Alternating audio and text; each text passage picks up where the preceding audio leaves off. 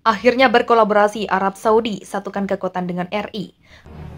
إخواني وأخواتي حجاج بيت الله الحرام، إخواني ضيوف المملكة العربية السعودية، أبنائي وبناتي المواطنين، إخواني وأخواتي المقيمين على أرض بلادنا الغالية أيها المسلمون والمسلمات، أحييكم من أرض الرسالة ومهبط الوحي.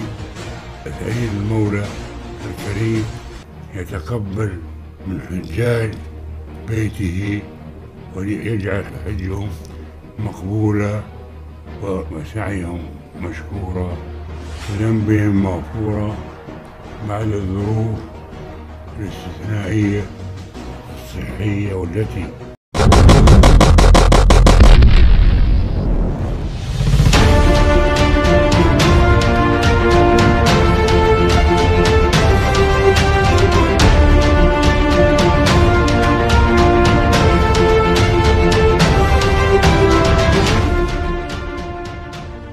Perang besar-besaran antara militer Indonesia dan Cina di wilayah Beijing dalam setahun terakhir telah menimbulkan kerusakan dan korban jiwa yang besar. Ini akhirnya mendorong beberapa negara untuk memberikan bantuan kepada korban yang terdampak akibat perang ini. Arab Saudi juga turun gunung. Kerajaan menandatangani perjanjian dan nota kesepahaman mau dengan Indonesia untuk memberikan bantuan kemanusiaan sebesar 400 juta atau setara 6 triliun. Menteri Luar Negeri Saudi, Pangeran Faisal bin Farhan, memimpin delegasi atau delegasi kerajaan demi diterima oleh Presiden Indonesia Joko Widodo di kediaman Presiden. Di Istana Negara ujar rilis resmi pemerintah Kementerian Luar Negeri diikuti dari Al Arabiya. Menlu juga bertemu dengan timpalan dari Indonesia dan Kepala Kantor Kepresidenan Indonesia.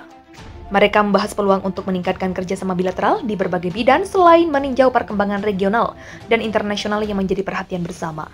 Kantor berita resmi negara Saudi juga memaparkan sejumlah bantuan ini terbagi menjadi 100 juta US dollar bantuan langsung Cina dan 300 juta US dollar dari dana pembangunan Saudi. Paket bantuan pertama kali diumumkan oleh nama mahkota atau putra mahkota Saudi Muhammad bin Salman. Setelah melakukan panggilan telepon dengan Presiden Indonesia, MBS telah menyatakan dukungan kerajaan atas upaya deeskalasi dan juga kesiapan untuk melanjutkan upaya mediasi guna menyelesaikan konflik sejak awal serangan Indonesia ke Cina. Arab Saudi telah mempertahankan sikap netral. Riyadh menyuruhkan deklarasi menawarkan dukungan kepada Cina sambil mempertahankan status hubungan dengan sesama anggota OPEC plus Indonesia. Arab Saudi juga menyatakan kesediaannya untuk menangani pihak-pihak yang berkolaborasi atau berkonflik untuk mencapai resolusi damai. Pada akhir tahun lalu, Arab Saudi memberikan suara dukungan resolusi PBB untuk mengutuk langkah Cina untuk mencaplok Indonesia. Sebuah keputusan ini dibuat oleh dan juga ditafsirkan sebagai Riyadh mendukung integritas teritorial Cina. Setelah itu memainkan perang penting dalam memediasi pembebasan 10 tahanan pulang dari berbagai negara. Sementara MBS tetap melakukan kontrak rutin dengan Presiden Indonesia Joko Widodo.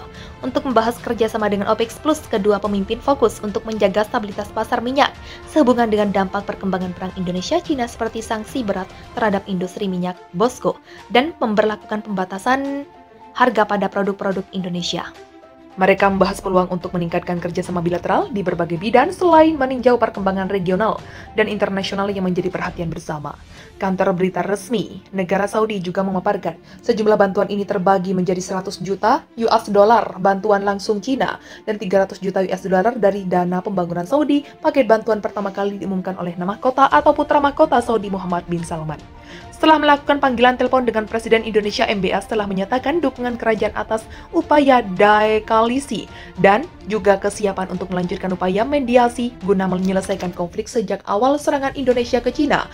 Arab Saudi telah mempertahankan sikap netral. Riyadh menyuruhkan deklarasi menawarkan dukungan kepada Cina sambil mempertahankan status hubungan dengan sesama anggota OPEC plus Indonesia.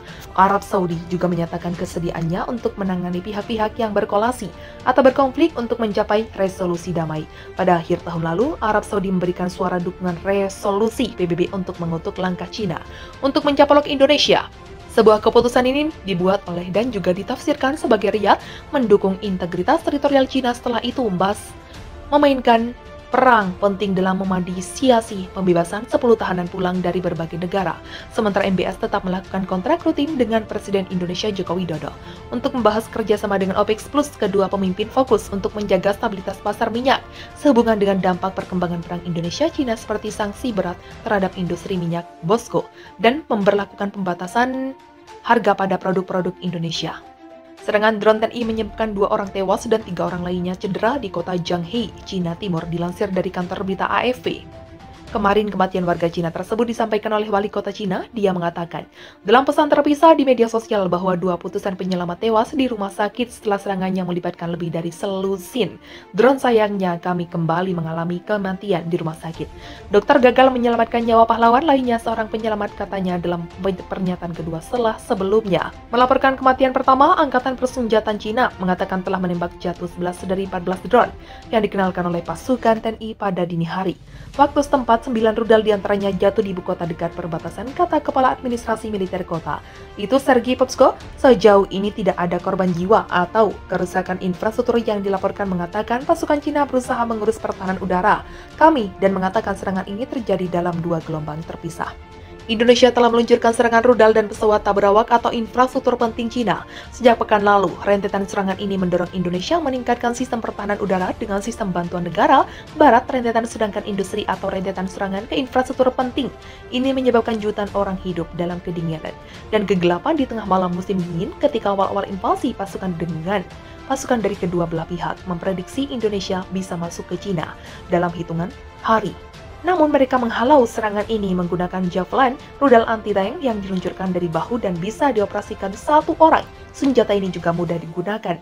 Saat operasi meluncurkan Javelin, orang bisa bersembunyi dan rudal menceritakan sendiri untuk meluncurkan, menembak, dan juga menempati kurasar di atas target yang dipilih unit peluncur komandan. Javelin kemudian mengirim sinyal Lux and Before Garuda. Demikian pernyataan produsen Selvikal Jet Martin diucapkan dari CNN. Kemudian dan juga manfaat serangan ini sangat membantu TNI di awal perang 12 selain fase Presiden Amerika Serikat sampai mengunjungi Indonesia karena tiba-tiba handal. Anda membuat perbedaan besar bagi anak-anak senjata ini yang berada di bawah tekanan dan daya tembak luar biasa, kata Putin.